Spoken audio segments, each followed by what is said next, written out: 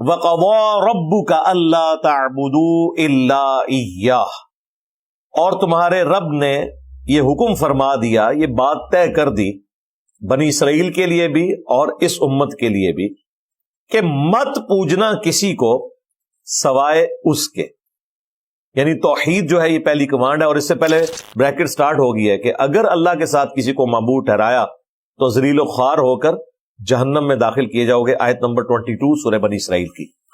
اور جب یہ رکوع ختم ہوگا تو اسی طرح کے الفاظ کے اوپر ختم ہوگا کہ اللہ کے ساتھ کسی کو شریک نہ ٹھہرانا ورنہ تمہیں جہنم میں پھینک دیا جائے گا. تو یہ پہلی کمانڈ توحید، ایاک نعبد و ایاک نستعین، اے اللہ ہم عبادت بھی صرف تیری کریں گے اور دعا میں مدد کے لیے صرف تجھی کو پکاریں گے. عام مدد آپ کسی سے بھی لے سکتے ہیں، مخلوق سے بھی لے سکتے ہیں، لیکن وہ مدد جو دعا والی ہے، آپ کا کسی ہستی کے بارے میں یہ عقیدہ ہے کہ میں اس کی طرف متوجہ ہوں، وہ میری مصیبت اور پریشانی کو ٹال دے گا، یہ والا جو معاملہ ہے یہ صرف اللہ کے ساتھ خاص ہے.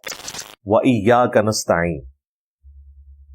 سورۃ الفاتحہ میں ایاک نستعین سے مراد ہے دعا میں صرف اللہ کو پکارنا. یہاں عمومی مدد مراد نہیں ہے، اس کا تو حکم ہے وَتَعَاوَنُوا عَلَى الْبِرِّ وَالتَّقْوَى وَلَا تَعَاوَنُوا عَلَى الْإِثْمِ وَالْعُدْوَانِ. نیکی اور پرہیزگاری کے کاموں میں ایک دوسرے کی مدد کرو، برائی میں ایک دوسرے کی مدد مت کرو. وہ تو آپ کو حکم ہے. یہ اکثر کہہ رہے ہوتے ہیں نا کہ جی اگر اللہ ہی سے مدد مانگنی ہے تو آپ امی سے روٹی کیوں مانگتے ہیں؟ وہ باپا جانی اگلے دن ویڈیو میں کہہ رہے تھے کہ اگر ڈسپرین کی گولی، پیناڈول کی گولی مشکل کشا ہے تو ولی کیوں نہیں ہو سکتا؟ اور بھائی ظاہری اسباب ہیں، اگر کوئی کچھ کر سکتا ہے تو ٹھیک ہے کروا لیں، لیکن ظاہری اسباب میں اگر ایک بندہ آپ کے سامنے موجود نہیں، وہ مر گیا، چاہے وہ آخرت کی زندگی میں زندہ ہے لیکن دنیا سے چلا گیا، اپنی قبر میں ہے، اس کو آپ مدد کے لیے نہیں پکار سکتے. سامنے ہے تو آپ ضرور پکاریں، بلکہ حکم ہے کہ آپ نے مدد کرنی ہے اگر آپ کو کوئی پکارے. نبی الاسلام نے صحابہ کرام کے ذریعے غزوہ بدر اور احد میں کافروں کے خلاف جنگوں کو لڑائے، تو وہ ظاہری اسباب آپ کے ساتھ اٹیچ تھے، لیکن یہ نہیں ہوا کہ غزوہ احد میں حضرت امیر حمزہ شہید ہو گئے اور نبی الاسلام نے خیبر کے موقع پر امیر حمزہ کو بلایا ہو کہ چونکہ تم بدر میں بھی میری طرف سے آرمی چیف تھے، احد میں بھی آرمی چیف تھے، لہذا خیبر میں بھی تم ہی آرمی چیف ہوگے، المدد یا حمزہ. نہیں، دنیا سے جا چکے تھے، آخرت کی زندگی میں تھے. سیدنا علی کو بلایا، نہ نبی الاسلام نے کبھی کسی فرشتے کو بلایا کہ بدر اور احد میں فرشتے نازل ہوئے تھے تو فرشتوں آ جاؤ میری مدد کو.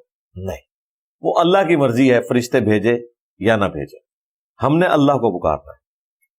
یہ اکثر لوگ پوچھتے ہیں کہ جی قرآن میں یہ تو آیا کہ ہم صرف تجھی سے مدد مانگتے ہیں، یعنی دعا کے لیے. یہ کہاں پہ لکھا ہوا ہے کہ اللہ کے سوا کسی اور ہستی سے نہیں مانگ سکتے؟ جناب یہ بھی لکھا ہے سورۃ النمل کی آیت نمبر 62، امن یجیب المضطر اذا دعا ویکشف السوء ویجعلکم خلفاء الارض اِلٰہ مع اللہ. بھلا بتاؤ تو کون ہے جو مصیبت اور پریشانی میں گھرے ہوئے شخص کی فریاد کو سنتا ہے اور اس سے اس کی تکلیف کو دور کر دیتا ہے اور تمہیں زمین پر اگلوں کا خلیفہ کرتا ہے. یعنی تمہارے ماں باپ مر جائیں گے تو تم ان کی جگہ آ جاؤ گے، تمہارے مرنے کے بعد تمہاری اولاد. اِلٰہ مع اللہ، کیا اللہ کے ساتھ کوئی اور معبود بھی ہے جس کی یہ کوالٹی ہو کہ مصیبت اور پریشانی میں گھرے ہوئے شخص کی دعا کو سنے؟ لہذا اس آیت میں اللہ تعالیٰ نے واضح فرما دیا کہ اگر تمہارا یہ عقیدہ ہے کہ مصیبت اور پریشانی میں کوئی تمہارا حاجت روا ہے دعا قبول کرنے کے اعتبار سے، ظاہری اسباب کی نہیں بات ہو رہی، دعا قبول کرنے کے اعتبار سے، تو گویا تم نے اسے معبود مان لیا. ہاں، اسباب کے اعتبار سے اللہ نے خود اسباب کو ہماری مصیبت اور پریشانی کو ٹالنے کا ذریعہ بنایا. پیاس لگے گی تو ہم پانی پیئیں گے، ہم دعا نہیں کریں گے کہ یا اللہ میری پیاس ختم کر دے، کیونکہ اللہ نے پہلے ہی حکم دیا ہوا ہے کہ یہ ہے وہ سبب، اسے اختیار کرو. بھوک لگے گی تو روٹی کھائیں گے، وہ پیغمبروں نے بھی کھانی ہے. سورۃ المائدہ میں آیا کہ عیسیٰ اور ان کی ماں دونوں کھانا کھایا کرتے تھے. ایسوں کو پوچھ رہے ہو کہ جو نہ تمہارے نقصان کے مالک ہے نہ نفع کے, یعنی وہ خود کھانا کھانے کے محتاج ہیں, عیسیٰ ان کی والدہ, وہ تمہارے مشکل کشا کیسے ہو سکتے ہیں؟ وہ تو اپنے نفع نقصان کے مالک بھی نہیں ہے. اللہ تعالیٰ ہی سننے والا اور علم والا ہے, یہ اللہ کی کوالٹی ہے. اگر اسباب کو کسی نے اس اعتبار سے پکارنا ہے تو بھائی اس پلانٹ ارتھ پہ سب سے بڑا اگر کوئی مشکل کشا ہے تو وہ سورج ہے. کوئی پیغمبر, کوئی فرشتہ, کوئی اور مخلوق اس لیول کی مشکل کشا نہیں ہے اللہ کے پیدا کردہ اسباب میں سے, کیونکہ پیغمبر تو خود سورج کے اوپر ڈیپینڈنٹ ہے. عیسیٰ اور ان کی ماں کھانا کھایا کرتے تھے. وہ کھانا کون بناتا ہے؟ سورج. سورج کی وجہ سے کھیتیاں پکتی ہیں, ان کھیتیوں کو جانور کھاتے ہیں, انہی کھیتیوں کو ہم بھی کھاتے ہیں, اور جب ہمیں جانوروں کا گوشت چاہیے ہوتا ہے تو ہم ان جانوروں کو کھا رہے ہوتے ہیں جن کی خوراک انہی کھیتیوں سے آئی ہوتی ہے. اور وہ کھیتی پکتی کس طرح ہے, اگتی کس طرح ہے؟ سورج کی وجہ سے, اس کی روشنی کی وجہ سے. اور صرف روشنی نہیں, جس پانی سے وہ کھیتی پروان چڑھ رہی ہے وہ پانی بھی سورج کی وجہ سے برستا ہے, ورنہ سمندر کا پانی آپ کی کھیتی تک پہنچ ہی نہیں سکتا اگر سورج نہ ہو. سورج کی تپش کی وجہ سے وہ پانی ویپریٹ ہوتا ہے, اور پھر سورج کی وجہ سے زمین پر ہوائیں چلتی ہیں, وہ بادلوں کی شکل میں اس پانی کو لا کر برساتی ہیں, گلیشیئرز کی فارم میں پہاڑوں کے اوپر سٹور کرتی ہیں. پھر اسی سورج کی تپش سے وہ گلیشیئر پگھلتے ہیں, دریا چلتے ہیں, اور زمین کے نیچے بھی دریا چلتے ہیں جو ہم پانی زمین سے نکالتے ہیں. یہ دریا جو زمین کے نیچے چل رہے ہیں یہ بھی اسی پانی سے جڑے ہوئے ہیں پیچھے سے. آپ کو صرف اوپر کے دریا نظر آ رہے ہیں, نیچے بھی دریا ہے. تو دنیا میں موسموں کا بدلنا, ہواؤں کا چلنا, بارش کا ہونا, کھیتی کا پکنا, فروٹ کا پکنا, اس کا اگنا, اور جانوروں کی خوراک جو زمین سے آ رہی ہے, یہ ساری کی ساری چیزیں ایک سورج کے اوپر ڈیپینڈنٹ ہیں. لیکن اللہ کے فضل سے آج تک کسی کلمہ گو مشرک کو بھی یہ وہم نہیں آیا کہ سورج جو ہے یہ میرا مشکل کشا ہے, المدد یا سورج. ہم کہتے ہیں یار اس کی کیا اوقات ہے, یہ تو اللہ نے اسے کام میں لگا دیا. بھائی جسے اللہ نے کام میں لگایا ہوا ہے اس کی تو اوقات ہم سمجھ ہی نہیں رہے, اور جسے اللہ نے کسی کام نہیں لگایا ہوا اس کو ہم کہہ رہے ہیں غوث پاک میری مدد فرمائے. غوث پاک کو تو پتہ ہی نہیں ہے. غوث پاک تو خود سورج کے اوپر ڈیپینڈنٹ تھے. تو سائنس نے جس طریقے سے اللہ کا تعارف کروایا ہے اس کے بعد شرک کی کوئی گنجائش ہی نہیں نکلتی. حقیقت بات ہے. جسے تھوڑا سا بھی علم ہے نا کہ یہ کائنات کا نظام کیسے چل رہا ہے, وہ کسی انسان کو معبود ماننے کا سوچ بھی نہیں سکتا, ناٹ ایٹ آل, کہ وہ کسی بزرگ کو, کسی بابے کو, کسی پیغمبر کو, کسی فرشتے کو یہ سمجھ لے کہ یہ میرا مشکل کشا حاجت روا ہے. دعا کروا سکتے ہیں, وہ برحق ہے, کسی کے پاس جائیں دعا کروائیں. پیغمبر ہوا, اب تو ختم نبوت ہو چکی, اگر نبی علیہ السلام دنیا میں موجود ہوتے ہم اپنی پریشانیاں انہی کو بتاتے, وہ دعا کرتے, اللہ چاہتا تو ان کے ہاتھوں پر معجزات بھی ظاہر ہوتے جس طرح ہوئے. لیکن جب پیغمبر دنیا میں نہیں رہے اب آپ انہیں پکاریں گے نہیں مدد کے لیے. وہ سیدنا عمر نے عقیدہ بتا دیا, صحیح بخاری کی ایک حدیث 1010, اللہم انا کننا نتوسل الیک بنبینا, اے اللہ پہلے پہل ہم تیرے نبی کے ذریعے توسل اختیار کرتے تھے, ان کی دعا کی برکت سے تو بارش نازل فرماتا تھا, اب ہم تیرے نبی کے چچا کو لے کے آئے, ان کی دعا کی برکت سے بارش نازل فرما. یعنی جو سامنے موجود ہے اس سے دعا کروا. یہ والا توسل اور وسیلہ حقیقی توسل اور وسیلہ ہے. باقی لوگوں نے اپنی طرف سے چیزیں بنا لی ہوئی ہیں, توسل کے نام کے اوپر استمداد کر رہے ہوتے ہیں. پھر بخاری اور مسلم کی وہ حدیث کہ 70 صحابہ کو جب دھوکے سے شہید کیا گیا تو انہوں نے شہید ہوتے وقت دعا کی. عاصم بن ثابت انصاری جو ان کے لیڈر تھے, انہوں نے دعا کی, اے اللہ ہمارے نبی کو ہمارے حال کی خبر کر دینا, ہم ان کے دین کے اوپر قائم ہیں اور ہم اپنے رب سے مل رہے ہیں اس حال میں کہ ہم اپنے رب سے راضی ہیں اور ہمارا رب ہم سے راضی ہے. بخاری مسلم کے الفاظ ہیں کہ جب انہوں نے یہ دعا کی تو صحیح بخاری میں آتا ہے کہ حضرت جبرائیل علیہ السلام کو اللہ تعالیٰ نے رسول اللہ کے پاس بھیجا صلی اللہ علیہ وآلہ وسلم، اور کہا کہ آپ کے 70 قاریوں کو دھوکے سے شہید کر دیا گیا، اور انہوں نے شہید ہوتے وقت یہ دعا کی ہے۔ نبی علیہ السلام دنیا میں موجود ہیں، صحابہ کرام نے نبی علیہ السلام کو نہیں پکارا، اللہ کو پکارا ہے کہ ہماری خبر ہمارے نبی تک پہنچا دیں۔ اس ایک حدیث نے 3 عقیدے کلیئر کر دیے۔ نمبر 1، صحابہ کرام کا یہ عقیدہ تھا کہ عالم الغیب اللہ ہے، ہم اللہ کو بتائیں گے تو وہ ہمارے نبی کو غیبی خبر دے گا۔ علم غیب کا عقیدہ کلیئر۔ دوسرا عقیدہ حاضر و ناظر، جو یہ کہتے ہیں کہ نبی علیہ السلام مدینہ شریف میں قبر اطہر میں موجود ہیں اور پوری دنیا کو دیکھ رہے ہیں۔ بھئی نبی علیہ السلام قبر مبارک سے باہر جب مسجد نبوی میں بیٹھے ہوئے تھے تب بھی صرف اتنا ہی دیکھتے تھے جو اللہ دکھاتا تھا۔ صحیح بخاری میں آتا ہے غزوہ موتا کے موقع پر نبی علیہ السلام کو اللہ نے لائیو منظر دکھایا۔ آپ نے کہا کہ میرے زید کو شہید کر دیا گیا، میرے جعفر کو شہید کر دیا گیا، میرے عبداللہ کو شہید کر دیا گیا، اور اب مسلمانوں نے کنسنسس کے ساتھ اللہ کی تلواروں میں سے ایک تلوار خالد ابن ولید کو چنا ہے۔ میں اللہ سے امید کرتا ہوں کہ اللہ تعالیٰ مسلمانوں کو فتح دے گا۔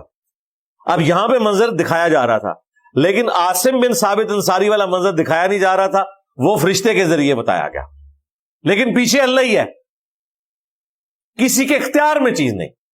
تو حاضر و ناظر کا عقیدہ۔ اور تیسرا، جو یہ بزرگوں کو مدد کے لیے پکارتے ہیں، صحابہ کرام نے نہیں کہا یا رسول اللہ انظر حالنا، ان کا اے اللہ ہمارے حال کی خبر ہمارے نبی کو کر دے، یہ نہیں کہا کہ یا رسول اللہ ہمارے حال کی خبر لے۔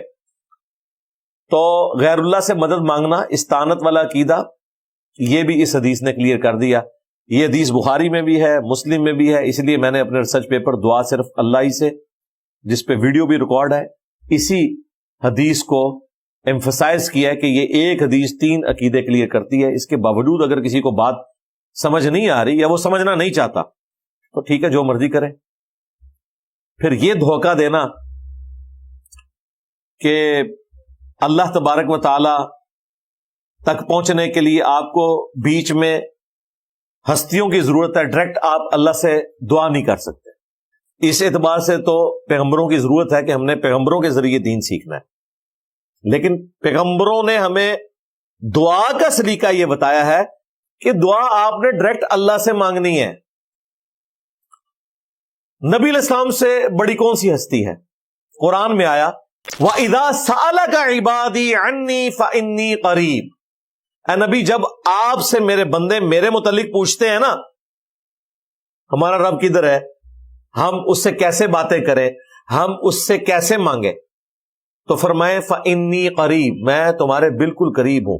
أُجِيبُ الدَّعْوَةَ الدَّاعِي إِذَا دَعَانِ، ہر پکارنے والے کی پکار کو سنتا ہوں جب وہ مجھے پکارتا ہے۔ اب ہونا چاہیے تھا اے نبی جب میرے بندے آپ سے پوچھیں میرے متعلق تو آپ فرمائیں کہ مجھے وسیلہ ڈالو تو اللہ سنے گا۔ اللہ ڈائریکٹ کسی کی نہیں سنتا۔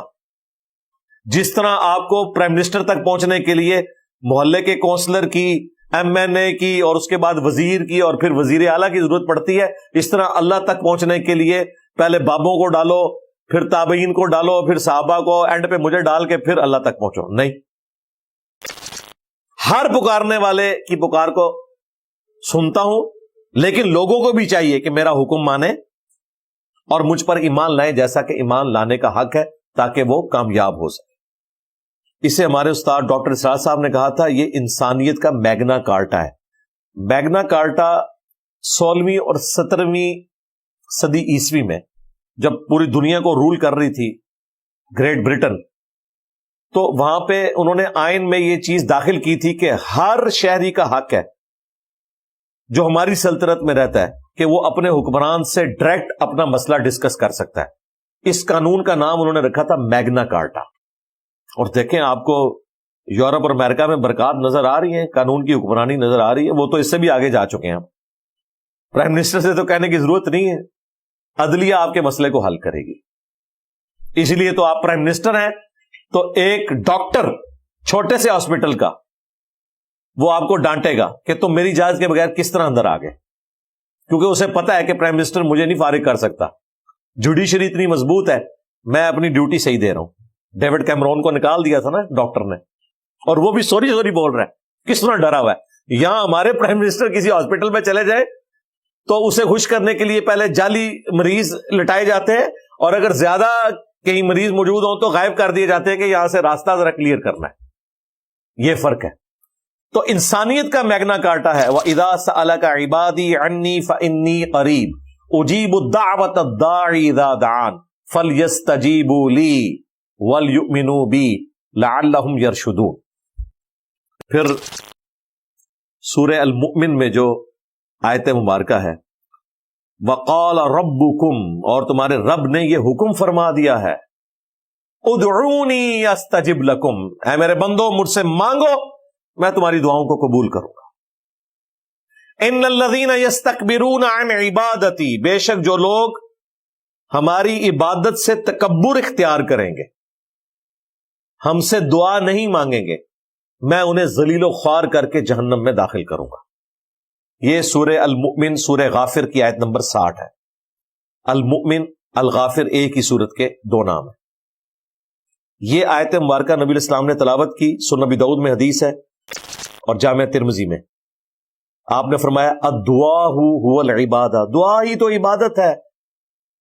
یعنی دعا کرنا کوئی سمپل چیز نہیں۔ جب آپ یا شیخ عبد القادر جیلانی مدد کہہ رہے ہوتے ہیں نا، تو آپ عبد القادر جیلانی کو معبود مانے ہوئے ہوتے ہیں۔ جو سورہ النمل میں آیا الہ مع اللہ، کیا اللہ کے ساتھ کوئی اور معبود بھی ہے جو تکلیف دور کرے گا؟ اور نبی علیہ السلام کیا کہہ رہے ہیں؟ الدعاء هو العبادہ، دعا ہی تو عبادت ہے۔ لہذا یہ یا شیخ عبد القادر جیلانی کا مطلب ہے آپ نے عبد القادر جیلانی کو معبود مان لیا، خواہ آپ اس کو بندہ ہی کہتے ہو۔ اللہ اسے کہہ رہا ہے کہ تم نے معبود مان لیا، اللہ کے ساتھ صفت میں شریک کر دیا۔ پھر نبی علیہ السلام نے یہ آیت پڑھی، ادعونی استجب لکم، اے میرے بندو مجھ سے مانگو میں تمہاری دعاؤں کو قبول کروں گا۔ جو دعا کرنے سے تکبر کریں گے میں انہیں ذلیل و خوار کر کے جہنم میں داخل کروں گا۔ ہمارا رب وہ شہنشاہ ہے کہ جس سے نہ مانگا جائے تو وہ ناراض ہوتا ہے۔ دنیا کے شہنشاہوں سے مانگا جائے، زیادہ مانگا جائے تو وہ ناراض ہوتے ہیں، اور اللہ وہ شہنشاہ ہے کہ جس سے نہ مانگا جائے تو وہ ناراض ہوتا ہے۔ اس نے دعا کو صرف مشروع نہیں فرمایا، فرض کر دیا، اور ایسا فرض کیا ہے کہ اگر نہیں مانگو گے تو ناراض ہوگا۔ نہج البلاغہ میں جو سیدنا علی کا وصیت نامہ ہے، مکتوب نمبر 31 حسن ابن علی کے نام، اس میں مولا علی کیا لکھتے ہیں؟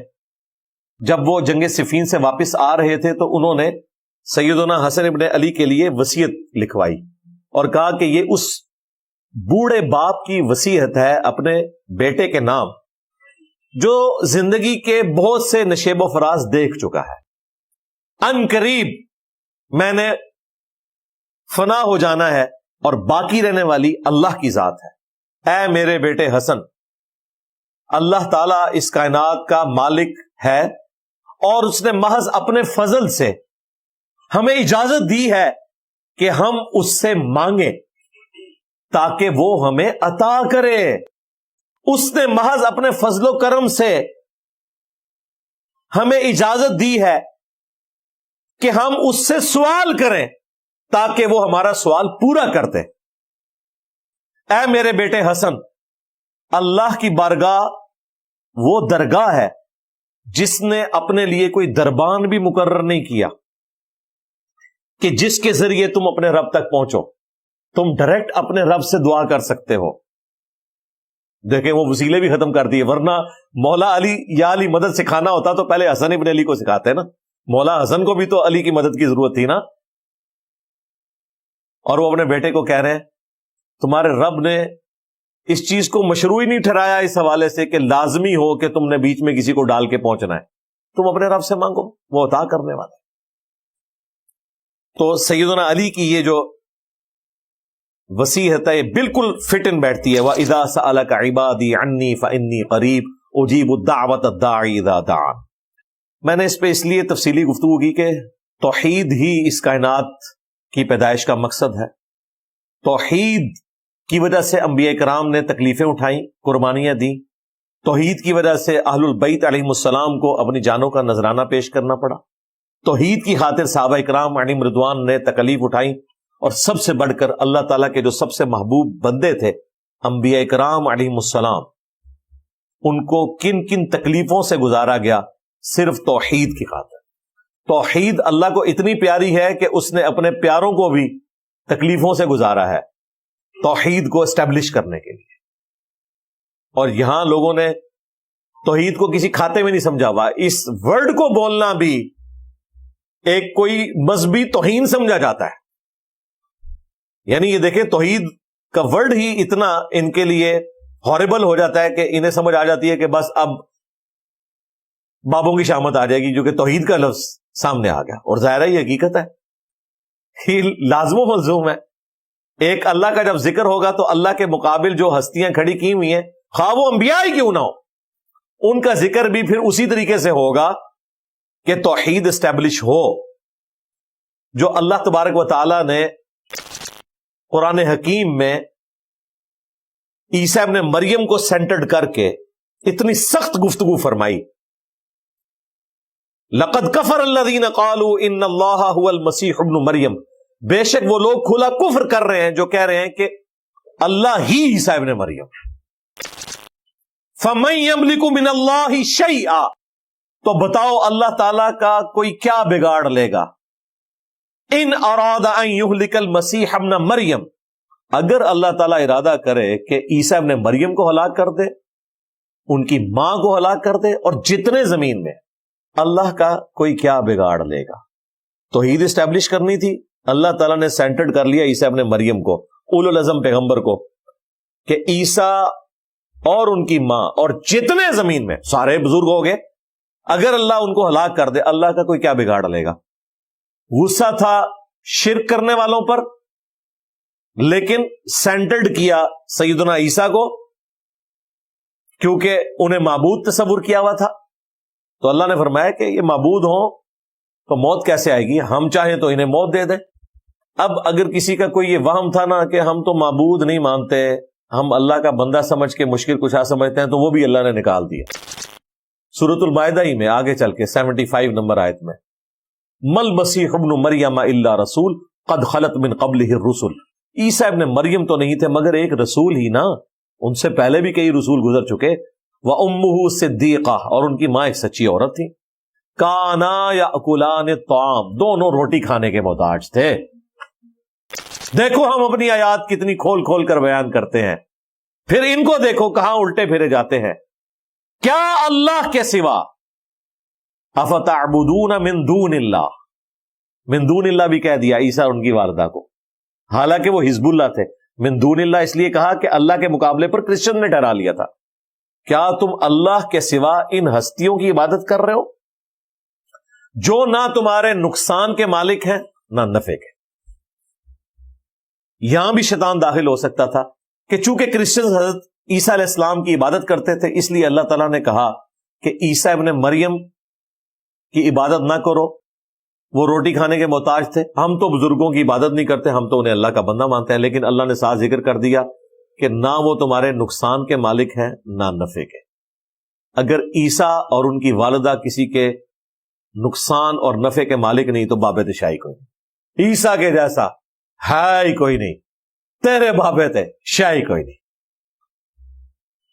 مریم جیسا ہے ہی کوئی نہیں, رابعہ بصریہ تھے شاہی کوئی نہیں. اگر یہ لوگ مشکل کشا نہیں ہیں, کسی کے نفع نقصان کے مالک نہیں ہیں, تو باقی ہستیاں کس کھاتے میں. تو توحید کے اعتبار سے جہاں جہاں کوئی نقب ڈالنے کی کوشش کرے, یہ چند ایک آیات آپ یاد رکھ لیں, انشاءاللہ تعالی کوئی بھی شرک کے حوالے سے کسی کو دھوکے میں نہیں ڈال سکتا. بالکل توحید واضح بیان ہو جائے گی اور شرک کا کلغمہ ہو جائے گا. اس لیے میں نے تفصیلی ویڈیو بھی ریکارڈ کروائی ہے. شیطانی توحید, شیطانی بابوں کا فتنہ. شیطانی توحید یہ ہے کہ اللہ کے ساتھ اور ہستیوں کو بھی شامل کیا جائے اور چکر یہ چلایا جائے کہ اللہ کے بندے ہی ہیں نا, اللہ کی اطاعت سے ہی کر رہے ہیں نا, اللہ کی مرضی سے کر رہے ہیں, پیچھے اللہ ہی ہے. یہ شیطانی توحید ہے. اور رحمانی توحید یہ ہے جو قرآن میں بیان ہوئی کہ اگر اللہ ارادہ کرے عیسیٰ کو, ان کی ماں کو, سب لوگوں کو ہلاک کر دے, اللہ کا کوئی کیا بگاڑ لے گا. یہ ہے رحمانی توحید. رحمانی توحید یہ ہے کہ عیسیٰ ان کی ماں روٹی کھانے کے محتاج تھے. رحمانی توحید یہ ہے کہ عیسیٰ ابن مریم اور ان کی ماں من دون اللہ تھے ایز فار ایز توحید از کنسرنڈ، ورنہ وہ حزب اللہ ہیں۔ اور رحمانی توحید یہ ہے کہ عیسیٰ اور ان کی والدہ نہ تمہارے نقصان کے مالک ہیں نہ نفع کے، تو باقی تو باب شاہی کوئی، کیونکہ عیسیٰ ابن مریم اولو العزم 5 پیغمبروں میں ہے۔ محمد رسول اللہ صلی اللہ علیہ وآلہ وسلم، ابراہیم خلیل اللہ، موسیٰ کلیم اللہ، نوح نجی اللہ، اور عیسیٰ روح اللہ، یہ 5 اولو العزم پیغمبر ہیں جو سورۃ الاحزاب اور سورہ شورى میں ذکر ہوئے، اور ان میں بھی عیسیٰ ابن مریم جیسا کوئی بھی نہیں ہے، بغیر باپ کے پیدا ہوئے، آج تک موت نہیں آئی، زندہ اٹھائے گئے، اور معجزے ایسے ملے کسی پیغمبر کو نہیں۔ مردوں کو زندہ کر دینا اللہ کے اذن سے، مٹی کی مورت میں پھونک مارنا، اس کا پرندہ بن جانا اللہ کے اذن سے، جن کی آنکھیں نہیں ہوتی تھی ہاتھ پھیرنا، ان کی آنکھیں آ جانا اللہ کے اذن سے۔ یار کیا میڈیکل سائنس، کیا کوئی بڑے سے بڑا کرتب کرنے والا بندہ کچھ بھی نہیں کر سکتا جو اللہ تعالیٰ نے کوالٹیز عیسیٰ ابن مریم کو دی تھی۔ اور اگر اس لیول کی کوئی قریب قریب کسی کو کوالٹیز ملنی تھی آزمائش کے طور پر تو وہ دجال کو ملیں گی، لیکن دیکھ لیں وہاں بھی اللہ تعالیٰ نے عیسیٰ ابن مریم کا پلڑا بھاری کیا ہے کہ دجال کو عیسیٰ ابن مریم ہی قتل کریں گے۔ اسی لیے ہم دجال کو بھی مسیح کہتے ہیں، مسیح الدجال، یعنی دجل والا مسیح، اور عیسیٰ ابن مریم کیا ہے؟ یسوع مسیح۔ عیسیٰ ابن مریم یہ سچے مسیح ہیں، وہ جھوٹا مسیح ہوگا، وہ بھی کھیتیاں اگا رہا ہے، آسمان سے بارش نازل کر رہا ہے، اور عیسیٰ ابن مریم کو بھی اللہ تعالیٰ نے کیا معجزات دی ہیں، مردوں کو زندہ کر رہے ہیں اللہ کے اذن سے۔ تو فرق پھر اللہ تعالیٰ نے بتایا کہ سچا مسیح وہ ہے جو جھوٹے مسیح کے اوپر غالب آئے گا اللہ کے اذن سے۔ تو عیسیٰ ابن مریم کی پرسنالٹی اس اعتبار سے بڑی غیر معمولی ہے قرآن میں۔ اگر آپ کو مسلمانوں کو جو کلمہ گو مشرک مسلمان ہیں صحیح توحید سکھانی ہے تو آپ بتوں والی آیات نہ پیش کریں، ورنہ شیطان انہیں پڑھا دے گا یہ تو بتوں کے بارے میں، ہم تو بتوں کو پوچھتے ہی نہیں ہیں، نہ بتوں سے مدد مانگتے ہیں، ہم تو اللہ کے انبیاء اولیاء سے مدد مانگ رہے ہیں۔ تو پھر عیسیٰ ابن مریم کا بتائیں کہ بتاؤ ان سے بڑا کون سا اللہ کا ولی ہے، اور ان سے بڑا کون سا پیغمبر ہے؟ یہ تو ٹاپ کے 5 پیغمبروں میں آتے ہیں۔ اگر ان کا یہ سٹیٹس اللہ نے کلیئر کر دیا ہے تو بھائی پھر سمجھ لو باقیوں کے بارے میں تم نے کیا عقیدہ رکھنا ہے۔ اور پھر اللہ تعالیٰ نے یہ بھی پرواہ نہیں کی کہ اتنا میرا قریبی بندہ وجیہن فی الدنیا والآخرہ، دنیا میں بھی اللہ کے حضور وجاہت والے اور آخرت میں بھی ومن المقربین، اور قریبی لوگوں میں سے ہوں گے۔ اگر میں اس کو سینٹرڈ کر کے توحید بیان کر رہا ہوں اور کوئی لحاظ نہیں کر رہا، کتنے سخت جملے استعمال ہو رہے ہیں کہ عیسیٰ اور ان کی ماں روٹی کھانے کے محتاج تھے، اگر اللہ ارادہ کرے عیسیٰ کو، ان کی ماں کو اور تمام لوگوں کو ہلاک کر دے۔ یار الفاظ دیکھیں، اللہ کا کوئی کیا بگاڑ لے گا؟ اگر میں عیسیٰ ابن مریم کے ساتھ اس طرح کی گفتگو کر رہا ہوں تو تمہارے جو یہ جعلی بنائے ہوئے غوث پاک اور کتب پاک اور داتا صاحب فلانا صاحب، ان کا تو بیچاروں کا سٹیٹس ہی کوئی نہیں ہے، ان کو تو پتہ ہی نہیں ہوگا ان کے ساتھ کیا عقیدہ منسوب کیا ہے۔ تو یہ جو پہلی کمانڈ تھی میں نے اس کے اوپر تفصیلاً گفتگو کی، ایاک نعبد و ایاک نستعین، عبادت اللہ کی ہوگی جو اللہ کے فضل سے سارے مسلمان کر رہے ہیں، عبادت کی ساری شکلیں، نماز، روزہ، حج، زکوٰۃ، نظر نیاز۔ مصیبت جو ساری آئی ہے وہ ایاک نستعین کی وائلیشن میں آئی ہے کہ دعا انہوں نے ان ہستیوں سے مانگنی شروع کر دی۔ لہذا امت محمدیہ صلی اللہ علیہ وآلہ وسلم کو باقی امتوں پر یہ فضیلت حاصل ہے کہ یہاں وہ اریاں شرک نہیں آیا جو اگلی امتوں میں آیا تھا کہ رسول اللہ کو اللہ کا بیٹا کہہ دیں یا ڈائریکٹ بتوں کی عبادت کرنا شروع کر دیں۔ نہیں، اللہ کا شکر ہے یہ والا شرک یہاں نہیں آیا۔ شرک فی ذات کے حوالے سے آج بھی امت محمدیہ شرک سے محفوظ ہے، لیکن شرک فی صفات کے حوالے سے کلمہ گو مسلمان بھی شرک کر رہے ہیں۔ اسی لیے قرآن میں جگہ جگہ جس چیز کے اوپر زیادہ ایمفسائز ہوا وہ یہ ہے کہ دعا صرف اللہ ہی سے کرنی ہے۔ اسی لیے ہم توحید پہ جب بھی بات کرتے ہیں تو فوراً بات لے آتے ہیں دعا صرف اللہ ہی سے، کیونکہ مجھے پتا ہے کہ مسلمان جتنے بھی ہیں وہ سب اللہ ہی کو سجدہ کرتے ہیں، نظر نیاز بھی اللہ کے لیے کرتے ہیں، روزہ بھی اللہ کے لیے رکھتے ہیں، مصیبت کھڑی ہوتی ہے جب وہ غیر اللہ کو مدد کے لیے پکارتے ہیں. اس لیے ہم نے جب بھی شرک کو ایڈریس کرنا ہے تو دعا صرف اللہ ہی سے اس ٹاپک کو ایڈریس کرنا ہے, تو انشاءاللہ تعالی معاملات کلیئر ہو جائیں گے.